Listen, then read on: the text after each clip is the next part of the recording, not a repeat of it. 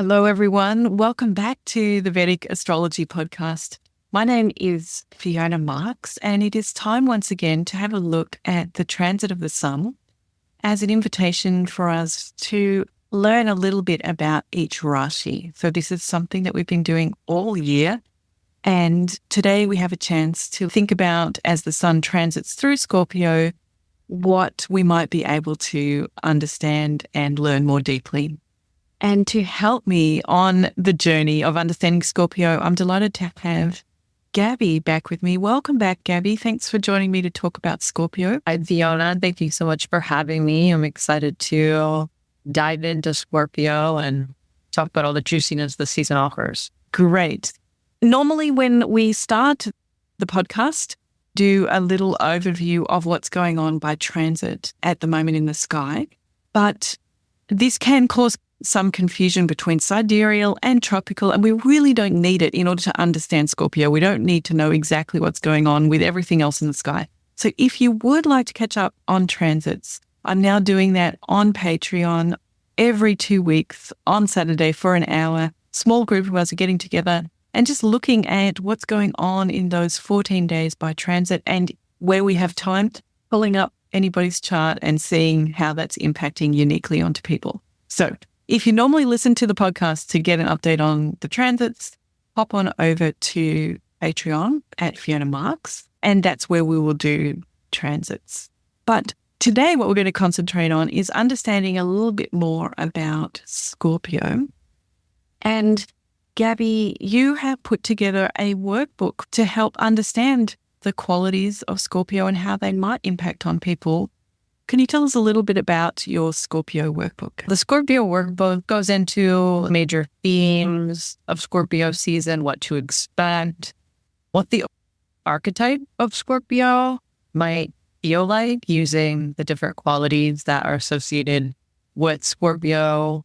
We go into Scorpio through the houses. We'll talk about what it means for each ascendant sign to be going through Scorpio season. And then we'll go into Mars as the ruler and how that energy of Mars impacts Scorpio and how Scorpio uses the energy of Mars to find healing through this season. And then also a little bit about the chakra that is associated with Scorpio season. So an overview of what we can expect and how we can use this season for healing and balance and alignment. And I just want to remind everyone that they can contact Gabi to get a hold of that Scorpio workbook. You can find me on Instagram right now, and my handle is at Soulful with 2 L's, Gabi, Gabi.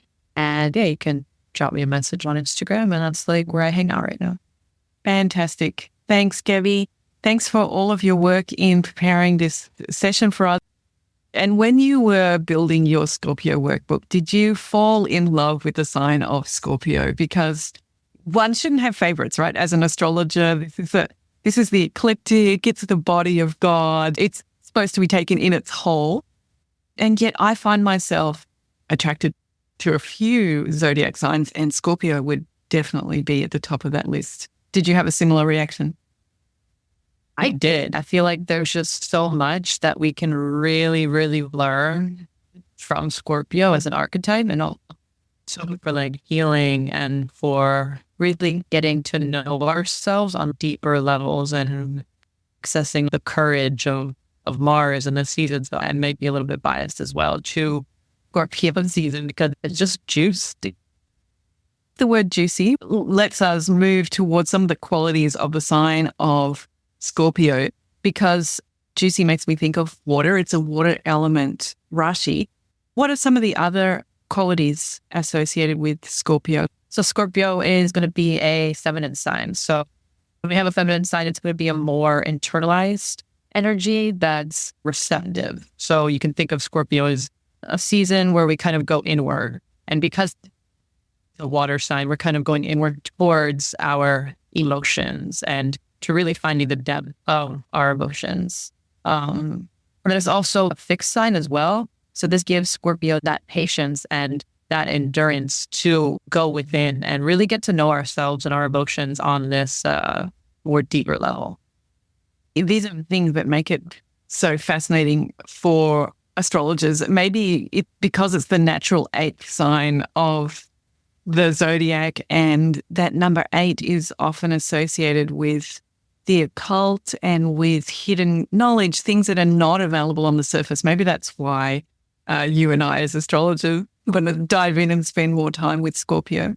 But I think one of the things that you're raising there is really interesting about the feminine signs, that they have that internal nature. And as we are going to be talking about the sun today, it'll be interesting how the sun, a natural masculine planet, works with that deeply feminine space, because one of the areas of the body that Scorpio can be associated with is the pelvis and the genital area, isn't it? Because as we work our way down the body of the Lord of Time, that's where Scorpio ends up. And it seems quite apt, because so much of our fertility or so much of feminine fertility is hidden inside.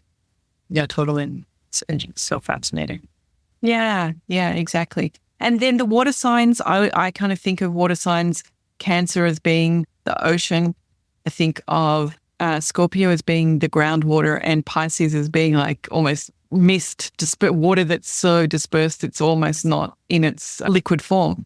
So if we bring that then to Scorpio and the idea of groundwater and deep, dark water that is underneath our feet all the time, but we don't have an awareness of it. But all of these different layers of different textures of gravel and rocks and soil, and water is finding its way to flow through all there, because trees and everything access that water to grow. So it's a really integral part of the planet, but not something that we visibly are aware of most of the time. And that reminds me of Scorpio in that way, that it is a water sign, which means it does have that moksha kind of energy, but it's the moksha that is accessed from deep within, from going to explore the things that are not visible on the surface. For me, that reminds me of, like Scorpio is represented by a scorpion, and they live in these dark holes and kind of by themselves. And like how we relate that to the ocean is, there's so much of the ocean that we haven't even explored,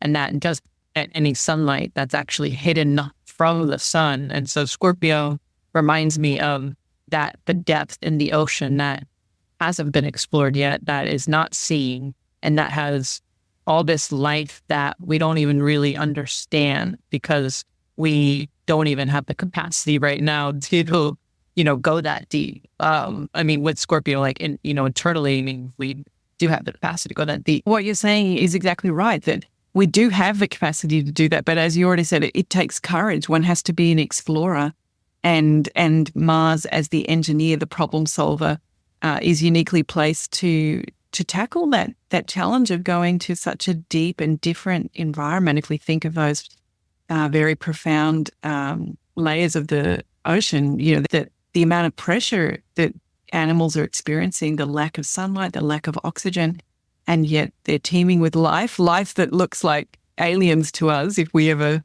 do come across those kind of strange creatures. Then that also brings up for me something that you're saying there about Scorpio and Scorpions kind of being self-sufficient, that it's a place of surviving maybe on the minimal, and just knowing that one can rely on oneself to survive, and only oneself. Whether it's with Scorpions actually being the prey of many other animals and being quite small, like we think of them as maybe being threatening. And I think that's what Scorpions want us to think, is that they're threatening. But they're actually not that big, and they're a delicious treat for various animals. So they have this sense of threat, perhaps, and so do these animals deep in the ocean, that they really have to be self-sufficient, because they're not getting a lot of support from sunlight and the other things that we take for granted. So I kind of find this a really interesting aspect of Scorpio as well, the reliance on the self, and the way that Mars is not really a planet that asks for help, and it will solve problems by itself.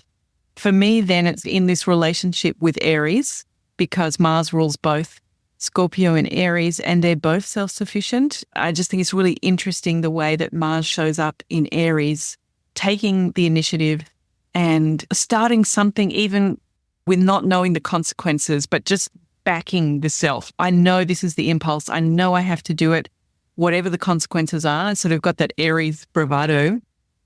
And then to see it here in Scorpio of, I know I can only rely on myself to get through this dark water. And only I can navigate the unique path. There's no paths through groundwater. Every journey that you take is unique. So I think that's really interesting, the contrast of Mars in Aries, Mars in Scorpio, and this idea of being self-sufficient. I love that. And I think Scorpio really helps us develop that deep trust and security and safety within ourselves. But how I did like to think about Scorpio too is we have to deal with the darkness. We have to deal with the depth so we can really feel that safety and be able to hold ourselves. You know, like you're saying, at the end of the day, we need to be that self-reliance. We need to have that within ourselves. And that really requires us to feel safe and secure within ourselves and all parts of ourselves. And then it contrasts beautifully with its dichotomy partner. On the other side of the zodiac is Taurus, an earth sign with the cow that just provides milk and wants to nourish us and provide comfort and support, is a big contrast to the self-reliance and maybe sense of vulnerability that Scorpio has. Venus and Mars are just different energies. Mars is more doing the things on its own, or Venus is, and I want to bring more people into this. That's right, because I think Scorpions are kind of loners, you know, as far as animals go. I don't think they hunt in packs or really hang out, socialize very much. That's in contrast to Taurus, which is cows, and cows are always hanging out together. And so then I think that a challenge then for Scorpio is to trust and come out into the openness, isn't it? Like Scorpio is kind of built for that deep dive into that scary, uncharted space. That quote from Jung, the treasure you seek is inside the cave that you're afraid to go into. And Mars in Scorpio is uniquely built to go into the cave that we're afraid to go into. So that's fantastic. And then at the same time, it can lead to maybe a fear of being vulnerable, a fear of asking for that softness from Taurus, of asking for support, that I don't want to risk becoming soft and out of condition. You know, I need to stay in this warrior space. So for me, there's that contrast there as well between all the courage and resilience and determination of Scorpio, but then the Achilles heel can be the coming out and asking for softness. I love that. And because it's also, because how I like to think of the zodiac too is like the first 4 signs are more internalized and the next 4 are more like how we relate with other people. So that makes a lot of sense because we need that energy. Even Scorpio, who is an internalized energy, who does need to feel that safety within. Also, another part of Scorpio is being able to connect deeply with others, because once we have connected deeply with ourselves and we know ourselves, that gives us more vulnerability to be open to having those relationships with other people as well. That's the ideal, isn't it? That if we have really explored the depths of our hidden caves and survived that experience, then there's just a kind of unshakable trust and confidence in the self. And then that allows us to flourish on the surface as well as under the ground.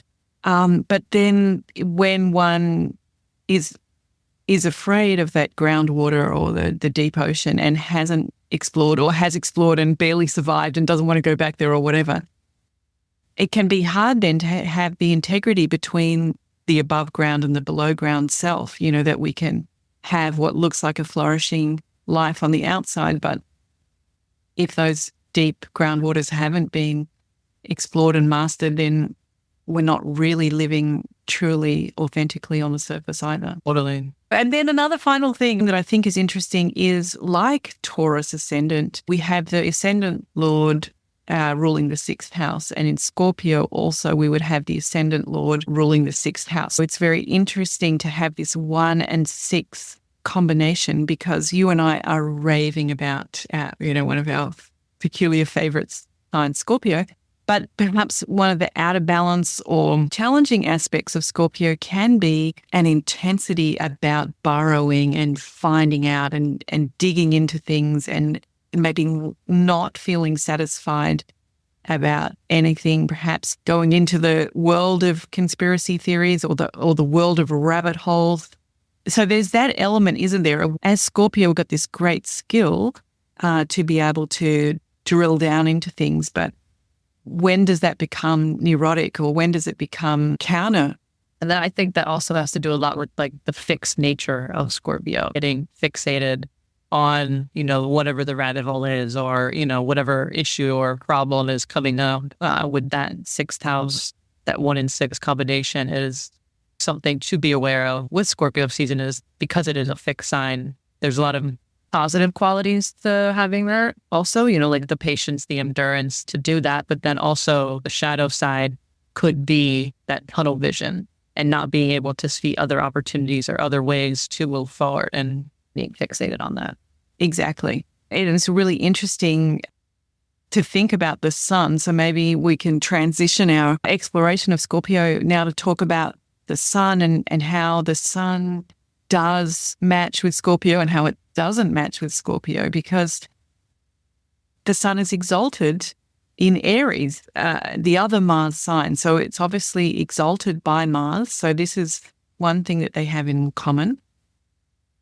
But what are some of the other ways that the sun either resonates with Scorpio or is dissonant with Scorpio? I think the rulership of Mars really helps the sun feel comfortable in Scorpio in some ways.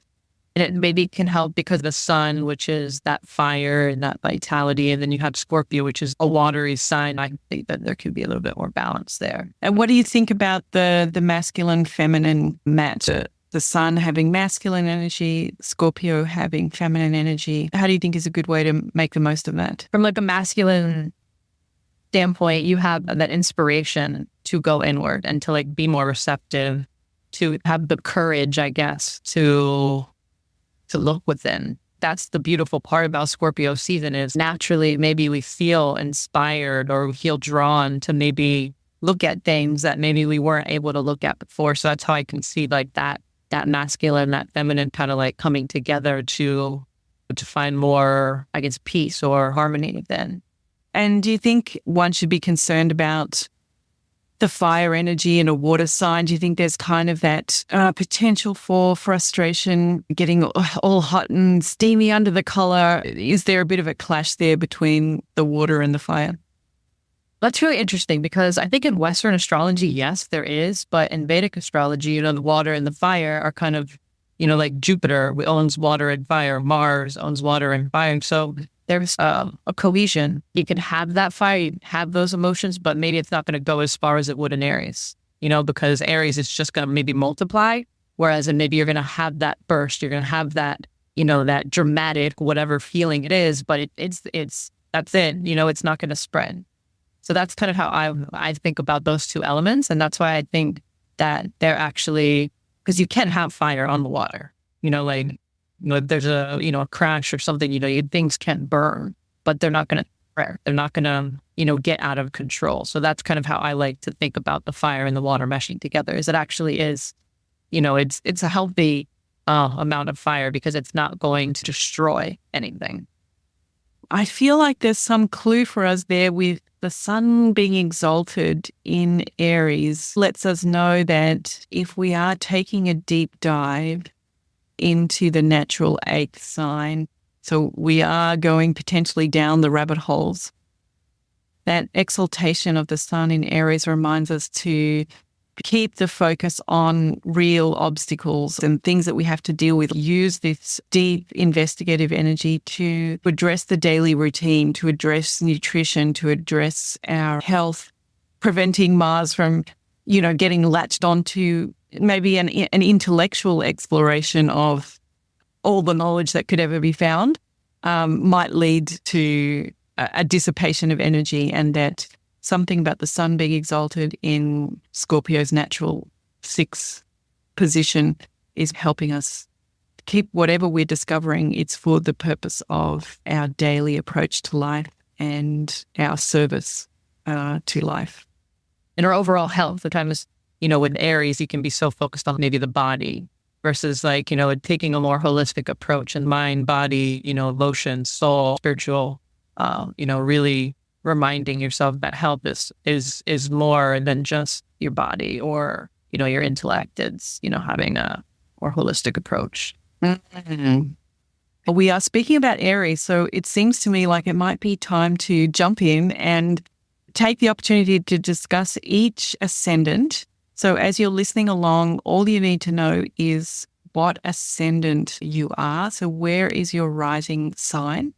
You can find that out on any number of platforms on the internet. And then Gabi and I are going to talk about for each ascendant what house that would be and how maybe Scorpio could influence that. But really, this is not for the purpose of making predictions, and we certainly can't say for all of the millions of people who happen to be a Scorpio ascendant or a Capricorn ascendant that this is what's going to happen to you in this particular month. It's not for the purpose of predicting. But if we connect with that solar energy, what context is Scorpio providing that we might be able to understand it more deeply? So with that in mind, let's talk about Aries ascendant. The sun is naturally the fifth lord because Leo rules the fifth house for all Aries ascendants. So for Aries ascendants, in order to connect with the sun, we might like to think about the fifth house of children, of our creativity, of our investments, and just improving life in general, and also of mantras and even our intellect. So the fifth house is, really fascinating house. So the sun rules the fifth house for an Aries ascendant. And what house is it transiting through when it's in Scorpio? So it's going to be transiting through the 8th house for Scorpio ascendant. So it's going to be about hidden emotions or deep analysis. Could be sudden changes in things that you were talking about within house, creativity, self-expression, children, things like that. I think understanding Scorpio, and we're an Aries ascendant, and we're going to tap into this deep, feminine, intuitive water sign. I do think it's an invitation to increase our mantra practice. Maybe there's a particular mantra that you would like to do for this month as a way to connect with the sun and Scorpio, or just meditation in general, I think goes really nicely.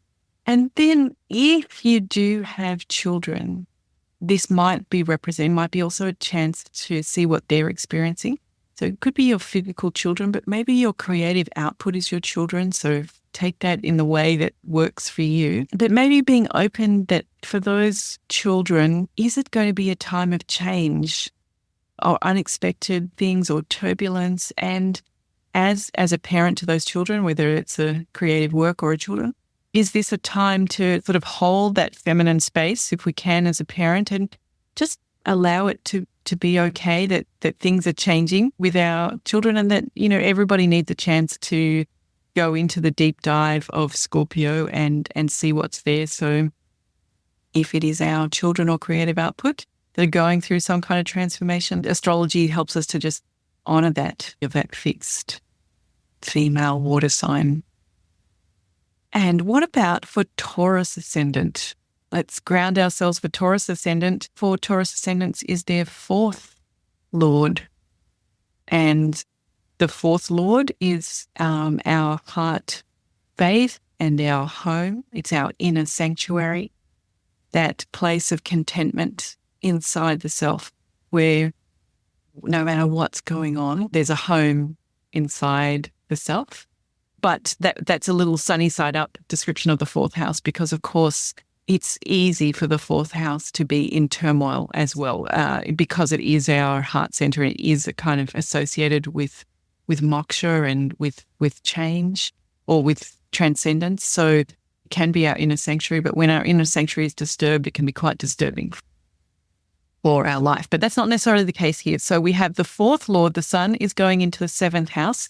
Any thoughts about how we can tap into Scorpio energy helpfully there, Gabi? Yeah, so for me, when I think about like this 7 and 4 relationship, it's almost like there's opportunity to heal some family dynamics, or there's a correlation between like what's happening at the home and maybe how that's internalizing within us and how we can communicate our feelings, or we can find ways to work through some some things that have been lingering. I think that's a great opportunity for maybe Taurus ascendants during Scorpio season. I agree with you. It's an invitation, something around relationships, because in this seventh house, the sun is going through the seventh house, our Lord of the Heart Center going through the seventh house. And it makes me think about psychological intimacy. So I don't know whether for those who are Taurus ascendant are feeling that there's something that we want to share deeply with a partner, maybe being vulnerable in our relationships,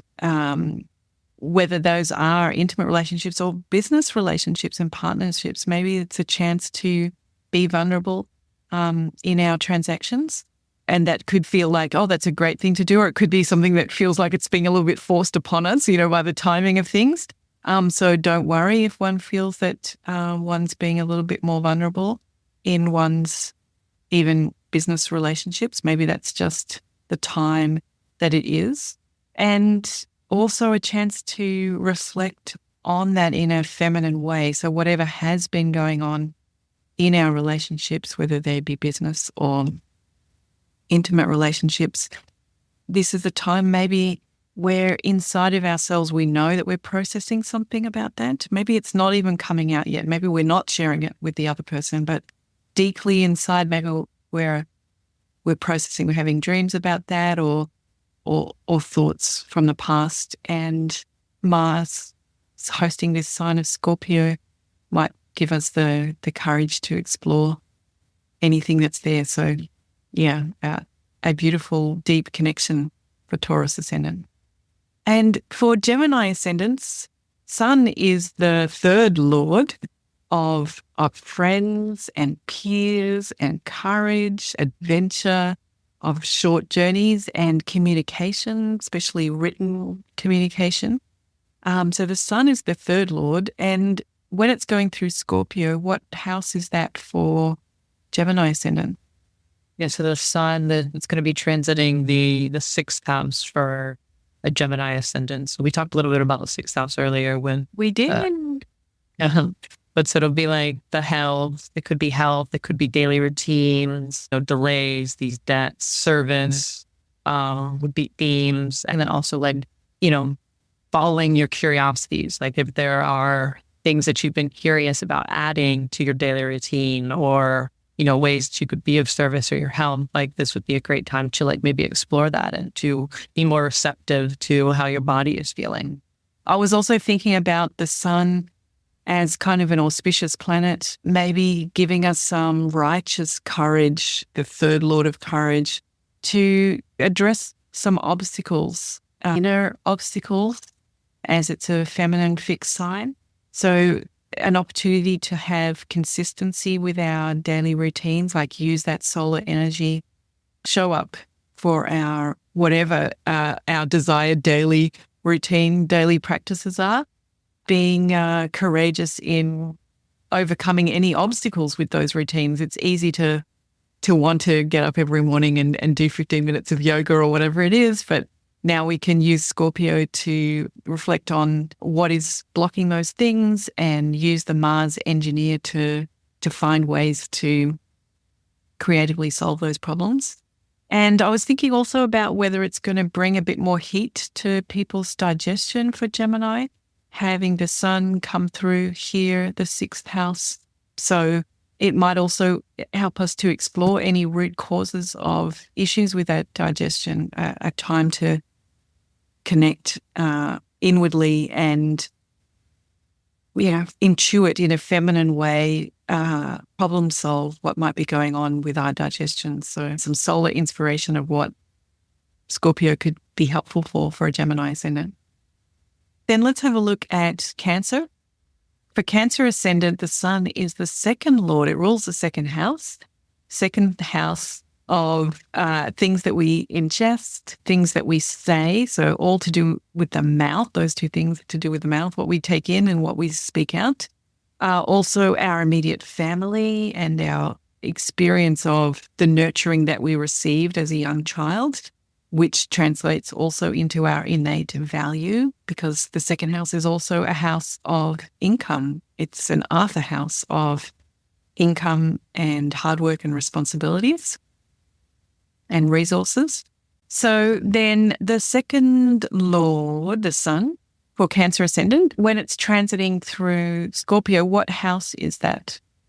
So it's going to be on the 10th house per Cancer Ascendant. So 10th house could represent our creativity, our self-expression, maybe some romance, even children. And so there's the combination between 5 and 2. So when I think about this, it's really about passion behind our expression or our creativity, or even our children, and tying in our creativity and our self-expression to like feelings of worthiness and security within and feeling confident, that kind of solar quality to feel secure and confident in our expression. That would be a really nice way to tap into the opportunity that Scorpio is offering and a chance for us to understand Scorpio a bit more deeply as a Cancer Ascendant. I was once again, my love of mantra, the voice, the second lord with the 5th house of intelligence and mantras. So I'm going to encourage Cancer Ascendant, if you want to tap into understanding Scorpio, perhaps a mantra might be nice, or a mantra practice this month. Then another thing that I think here is the sun is the second lord of income, and the 5th house is about investments. So I'm wondering about deeply researching investments this month. Perhaps then to take action in Sagittarius season, which Sagittarius is the arrow and the aiming for what our vision is. So yes, Cancer Ascendant, if there is an investment that you've been thinking about understanding better, maybe Scorpio is going to give you that opportunity. This is a nice chance to use the research skills of Scorpio. Then let's talk about Leo. The sun is the custodian of Leo. And this means the sun is the first lord for Leo ascendants. Often we associate the first lord with the body and the personality and the life path. Guess the original direction that this person received when they took that first breath, and the layout of the planets and the cusps and the houses was understood for the first time is all recorded here in the 1st house. And when the sun for a Leo ascendant is transiting through Scorpio, what house is it transiting through, Gabi? It's going to be transiting through the 4th house for a Leo ascendant, and that's going to be the house of the home and the family, and that emotional foundation even can represent, the relationship to the mother. So there's like a 4-1 connection. So really feeling comfortable, confident at home, and secure within and your home environment as well as your inner home, and noticing any emotional patterns or anything that might be disrupting that inner peace within. We were just talking about with Cancer, a time to deeply research investments.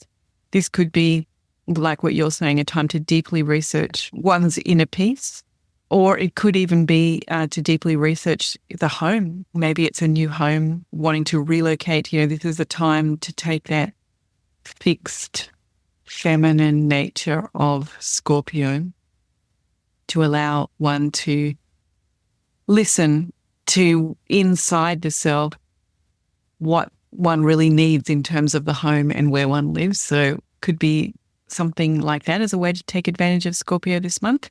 And also being vulnerable in the heart center, taking the opportunity of Scorpio to deeply connect with your heart truth, even if nothing is particularly expressed about that during this Scorpio season.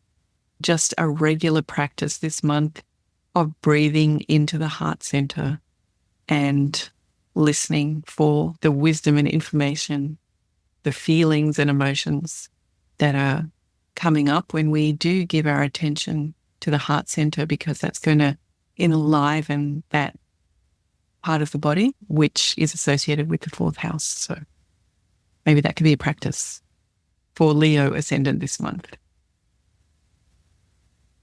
Now for Virgo ascendant, the sun then is the 12th lord of contemplation, of far off distant places, of retreat, of losses and what we're letting go of transformation and transcendence.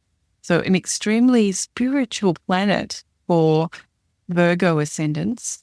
And what house will it be transiting for Virgo ascendants, Gabi? It's going to be transit the third house of communication, learning, maybe even hobbies or even siblings. So maybe Virgo's ascendants have like a strong interest in these types of, transcendental practices, or, it's a good time to start incorporating that into your life. You'll find that there's more of a pull or draw towards these types of practices during this time. For me, I was thinking about that as the third is associated with writing. Maybe this is a good month for diary writing, or having a practice of reflecting and contemplating, but putting that in the written word might be a nice way to access the wisdom that Scorpio, the host of this period of time, might give. Now that brings us to Libra ascendant, which was what you and I talked about last month when we got together. So for Libra ascendants, the sun is the 11th lord. It rules the 11th house of gains. The 11th house is the house that is the most upachaya. It grows consistently over life, gets better as life goes on. The 11th house is also about recognition and certificates, validation from external sources. It's about older siblings. And it's also about the networks that we're connected to. So the large social or group networks, maybe if we work for a large organization, or maybe it's social media, or maybe it's just that large network of community, whether it's the country or the school that we belong to, that can all be associated with the 11th. So the sun can represent something about any of those things. And it's going to be in which house for Libra ascendants? It's going to be the second house. So there's going to be this connection between our missions and our networks, but then also finances or our self-worth, our values, kind of like that material security being at the forefront of our awareness. And Scorpio season for Libra ascendant is really asking us to examine our relationship to these things, to our self-worth, to our finances, to our possessions, what we actually really value, to look within ourselves and really be honest about that. Yeah, I agree with you. It's an interesting combination to bring together, isn't it? The second and the 11th. They've both got a finance kind of connection to them. But I was thinking about the maybe harnessing Scorpio is sort of researching what validation is it that I need to feel valuable. And I don't mean that in a kind of my value can only be certified in an external way.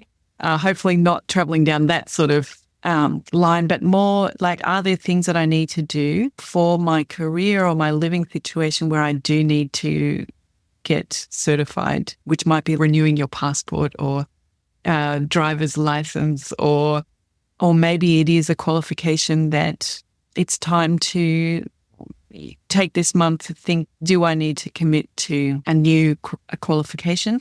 Then this is the perfect time to take the deep dive into what recognition we need to increase our value, maybe in the workplace or maybe in your living arrangements. And then, of course, although it's a feminine and more introverted space, it is the second, so it might mean speaking to large groups or networks. So if you are a Libra ascendant and it does seem like that opportunity has come along to speak, maybe it'll be a chance to speak from the vulnerability of the self, from those deep places of the self. So Mars might give us the courage to do that. And then we come to the star attraction this month, which is Scorpio ascendant. So for Scorpio ascendant, the sun rules the 10th house. Another reason why Scorpio is just such a fascinating sign and ascendant. The 10th is the highest place in the sky at the time of birth. So we often associate it with the way we're seen in the outside world. So that usually shows up in terms of career or perhaps fame, what we're known for, because it's what's visible, the most visible thing. It's the most activated angle in a person's chart. These are some of the indications of what the sun might represent for a Scorpio ascendant. And what house is it going to be transiting through, Gabi? So for Scorpio Ascendant, it'll be the first house. So it's going to be the house of, our personality, our identity, our self-awareness. And it ties in kind of that first house and that kind of house together. So for Scorpio Ascendant, a time to really explore and consider how you show up in the world. Personal growth or achievement or kind of like intertwined together for a Scorpio Ascendant, especially during this time, and, feeling confident in what you're doing and your achievements could be the theme for a Scorpio Ascendant. Each of the signs has their own challenges, don't they? And when that happens in a fixed feminine water sign, how does one work with that? Because it's easy to think about achievements, with something like Aries or Leo, when you have a fire sign that's, got that sort of spark. But when the richness of a Scorpio Ascendant that we call upon for our fame and recognition is coming from that inner fearlessness to be able to go to the depths of anything and everything. So yes, I also thought that this was a month to reflect on being one's own authority and what that truly means, allowing that to sink in, to embody that from the inside first during this month, maybe leading to starting your own business, kind of a really nice combination, 1 and 10. Maybe that's going to coming out into Sagittarius where we got the vision of the fire sign coming up next month. So maybe that's something to reflect on as well. That brings us to Sagittarius Ascendant.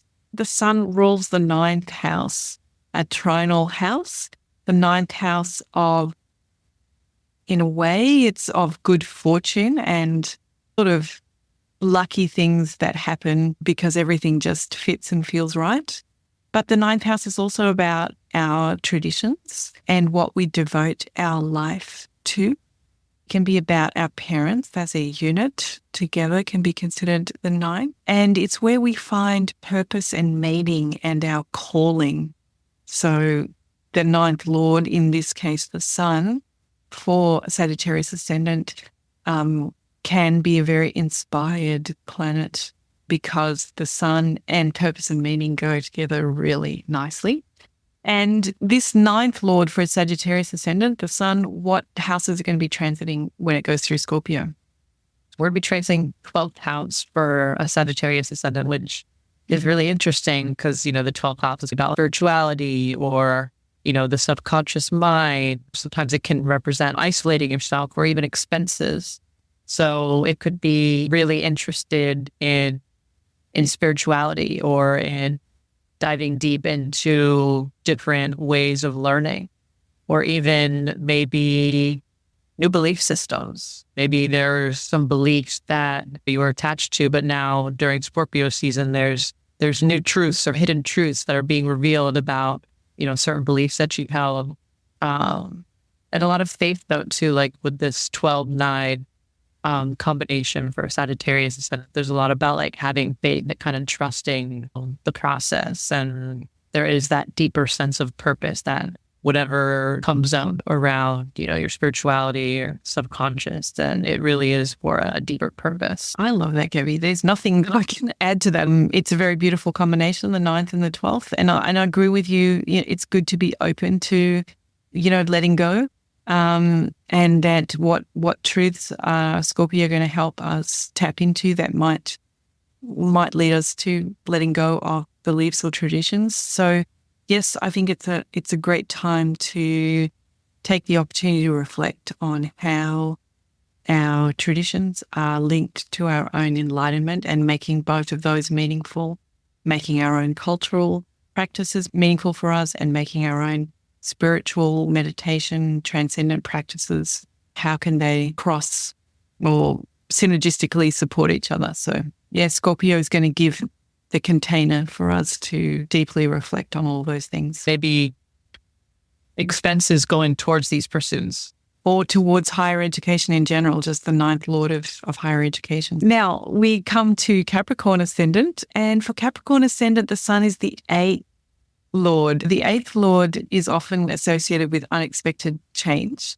The 8th is a moksha number. So these unexpected changes and transformations are actually for our own enlightenment and being released from the illusion of material experience. Also, the eighth relates to other people's money and all things like that, inheritances and wills. And the eighth is also related to how we interact with conflict and what ends up happening through conflicts when we have the sun here associated with our approach to adversity. Then the sun is a very noble and auspicious planet, so could be working in our favor. So we have the eighth lord, and it is going to be transiting through which house? It's going to be transiting through the 11th house for a Capricorn ascendant. So there's going to be those themes like social networks and our long-term goals and gains. So there's this connection between, 11 and 8, surrendering to something, bigger, like, bigger social networks, or, really understanding that everything is kind of happening for these long-term goals to kind of come into fruition, or to realize that there's deeper meaning behind these aspirations that you have. I love how you're bringing in aspirations as the 11th house. I don't think I mentioned that when we were talking before about the sun for Libra ascendant. So always good to remember the 11th and aspirations. I think that this could mean some really deep research into esoteric topics, into astrology, into tarot, into whatever it is that you think helps explain what's really going on. So our spark of light from the sun might want to shed some light on those areas of knowledge that are sometimes cloaked in darkness. Or the only thing to keep in mind there is to keep that auspicious nature of the sun and bring the light for everybody's enlightenment. We don't want to get too sucked into the deep, dark rabbit holes that we talked about before. And then I think that there seems to be, like when we have 8 and 11 together, it always reminds me of other people's money and gains. Will there be a passing for you during this time? And will it have financial implications is something to keep open to. And I guess working that the other way around then would be, what is it that we can transform and let go of to increase our gains and aspirations? Might be a way to reflect in the Scorpio season. For Aquarius ascendant, the sun is the 7th lord of the partner of that person, that reality that reflects you back all the way over on the other side of the ecliptic.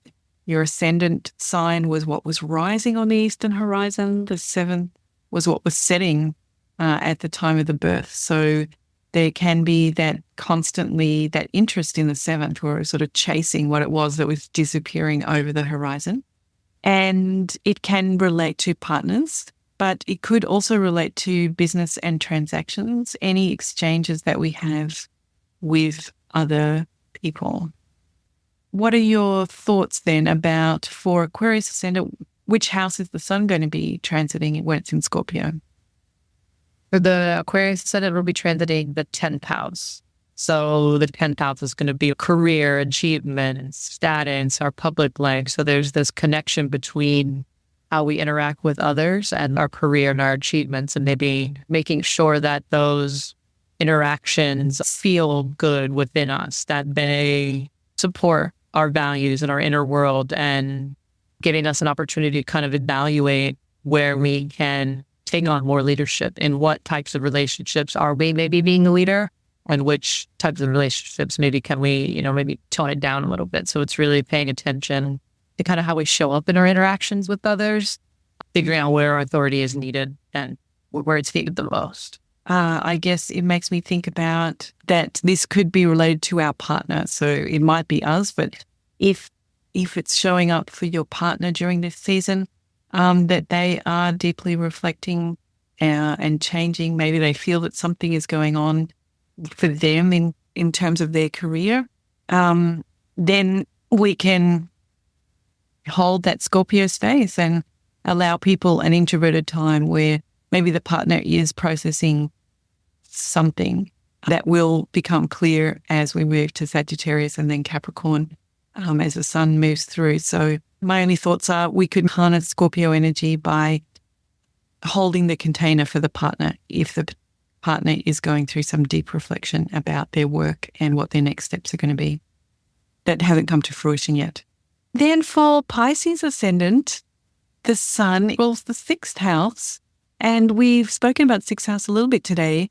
So it's lovely that we began Aries talking about how Mars rules the first and the sixth for a Scorpio Ascendant. Then, of course, we had our discussion about the sixth Lord. And now for Pisces, the sun rules the sixth. And as we said, the sixth can relate to health and nutrition and our daily routine. It can also relate to service and also to obstacles, delays, debts, the kind of problems that we need to deal with every day, and that when we deal with them every day, they don't turn into problems. But if we leave them unattended, they easily pile up and become something bigger that's much more complicated to deal with.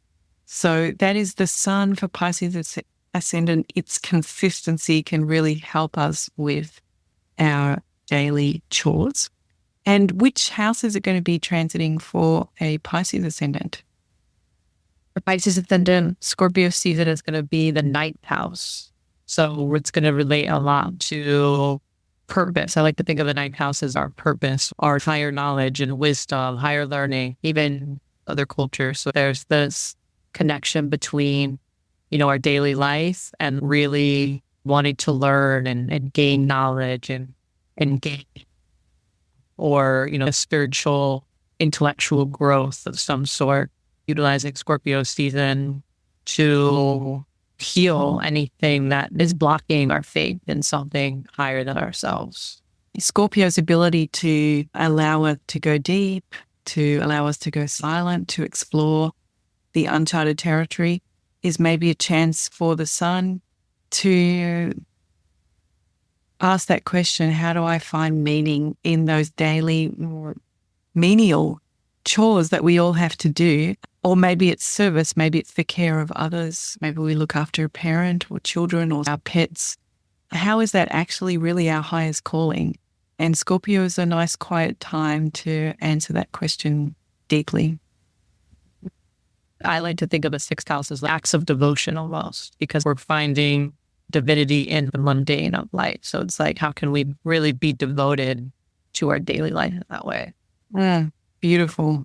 Well, that seems like a lovely note to end our discussion of how to learn about Scorpio via the sun's transit this Scorpio solar season. I think that there's just so much for every ascendant to learn and to grow through and to take in during this time, and to access that courage of Mars, to have that will and that determination to improve, ourselves on a deeper level, so we can ultimately relate to other people's and ourselves on a deeper level. Yes, we want to hear from you how Scorpio season was and what was your best way of tapping into understanding Scorpio better. And I just want to remind everyone that they can contact Gabi to get a hold of that Scorpio workbook. And how can people contact you, Gabi? You can find me on social media, on Instagram right now, and my handle is @soulful with 2 L's, Gabi, Gabi. And yeah, you can drop me a message on Instagram, and that's where I hang out right now. Fantastic. Thanks, Gabi. Thanks for all of your work in preparing this session for us. It's a lot of fun to talk it over with another person. I really appreciate having your insights into Scorpio and having to have a chance to sit down with you and share ideas. And I hope that we'll get together again to talk about Sagittarius when the season moves around a little bit more. Yes, I would love that so much, Fiona. It's so much fun. Thank you so much for having me. You're welcome. Great. All right, everyone. Thanks for listening and good luck with your Scorpio season, and see you again for Sagittarius season when it becomes time for that. Okay. Bye, everyone. Stay well.